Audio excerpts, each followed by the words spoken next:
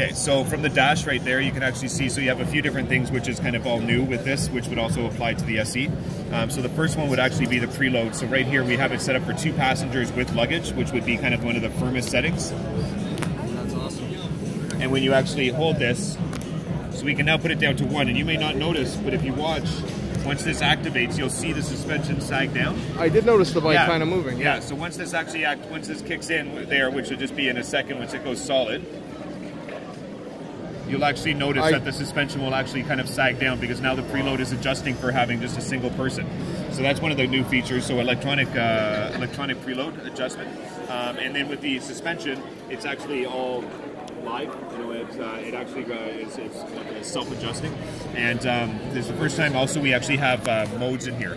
So right now we have it on rain, but then you can actually set it to rider where you can actually play around with all the power, traction control, compression, rebound, all of that. You can actually go from rain to road for kind of everyday driving. And then the sport mode. And then with the sport mode, so that's going to actually affect your power modes, your traction control, as well as your braking and the suspension. It firms it all up. So just with those quick buttons. They all work together. They all work together, exactly. So it's an integrated riding mode that doesn't just affect one thing, it actually affects all of the elements with it. And then with the Rideology app, this bike does have an IMU, right? It does. Okay. It does have the IMU, exactly. So, and then when you have the Rideology app, you can actually just open it up, and as you see here, I'm connected to the Versys 1000. If you give it a second, it'll actually, through GPS, figure out exactly where the bike is. So right there, you can actually see that we're, so you can actually see where it is. Now this bike, so this bike hasn't actually done any riding, but what you would do is you would actually go into the riding log, and there it would tell you how many kilometers you've logged, what your average fuel consumption is, how much fuel the bike actually has left in it, what the highest RPM was, what your maximum lean angles were, how much force you were putting on it, and then you can actually go into settings. So while you're having lunch or whatever, say okay, the next bit of road is actually going to be a little bit rainy, so you can actually go in here with the actual app, set it to rain, and when you go back out to the actual to the bike and you start it up, the suspension adjustings and everything will actually set to that. The ride mode will actually change, so you can change payload, you can do the load adjustment, you can turn the quick shifter off, you can play around with the braking, you can do all of this, and like I said, as soon as you turn the bike back on, everything will actually go to live to it. That's awesome. Yeah. That's really cool.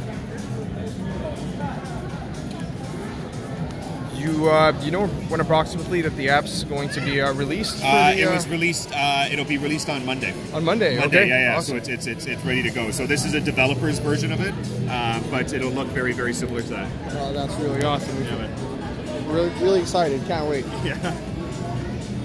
All right. This is a really nice bike too.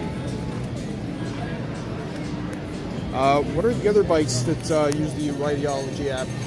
Right now, it would be the Versys that we're on right now, the Versys Special Edition, as well as the H2SX SE Plus, and the new H2s, the 2019 H2s. Okay. That's it. So really, just kind of the top technology models are the ones that have it right now. Okay, awesome. What about the ZX10? RSE. The ZX10R SE does have the Rideology connectivity, but it doesn't have the same ability to. It doesn't have the riding modes that this does. Right. So although you can connect and you can see certain things, you don't have the ability to actually modify the ride and then the preload and all of that. Yeah. So. Oh, that's awesome. This is a really nice bike too. Kawasaki makes awesome bikes. Yeah, man. All right. It's fun to work for a company that keeps on putting out cool stuff like this. Oh yeah, I think Kawasaki's definitely the most innovative company out of yeah. And we could do it all. You know what I mean? My opinion. Yeah, because Like there are other manufacturers, that have technology like that, but it's at a $10,000 premium. Yeah, that's for sure.